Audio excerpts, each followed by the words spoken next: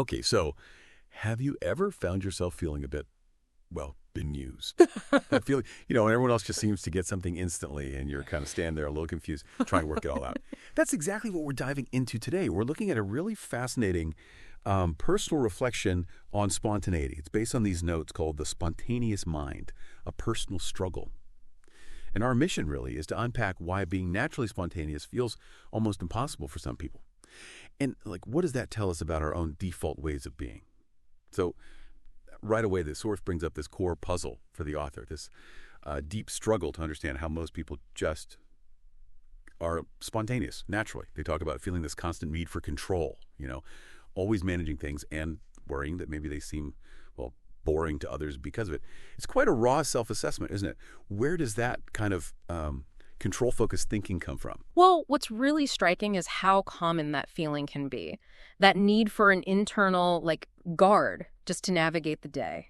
And the source makes this really interesting connection. It suggests this often comes from needing to grow up too fast, right? So if your early life kind of demanded you be constantly alert, predictable, your brain just wires itself differently.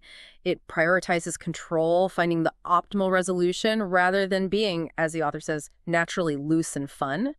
So you end up as more of a rigid thinker. A rigid thinker. Yeah, that makes sense. Always trying to make sure things are predictable, always trying to untangle every little interaction. That image in the notes of someone feeling totally tangled up in a sheet, struggling to move freely, react spontaneously. Yeah. That really captures it. Oh, that image is powerful, being tangled. Yeah, trying so hard to untangle everything, in real time.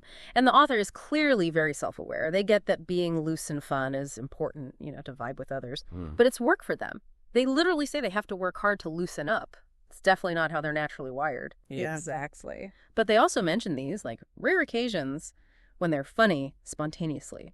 And it always happens when their guard is not up. So if this guard is so sort of deep-seated, almost like a survival thing, what's the real effect of that rigid thinking day to day? It creates this constant internal, battle, really, this sort of frantic effort to process everything, untangle every little mess as it happens.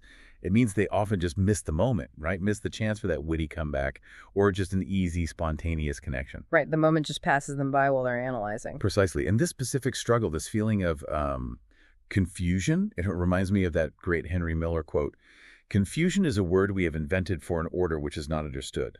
The author's trying to force a kind of understandable, rigid order onto things that feel messy, chaotic. And that's the confusion. But, and this is key, they realize this. They understand that recognizing the struggle, that self-awareness, that's the first step to better me. Okay, so wrapping this up, what does this all mean for us listening? This deep dive really highlights how our past, our experiences, can deeply shape our ability to just be spontaneous, to roll with the punches. It's not about someone being broken or fundamentally boring. It's more like they're running on a different operating system, one forged in different conditions maybe, an OS that defaults to analysis, to control, not effortless flow. Absolutely. It's a different way of processing the world. So maybe think about that internal guard the author describes and that image, that person feeling tangled, frustrated. Ask yourself, what protective guards might you have? We all have them to some extent. Guards that, maybe if you understood them better, could potentially free up space for more spontaneous connections or just unexpected bits of joy. What underlying order are you trying to figure out when things just feel, confusing?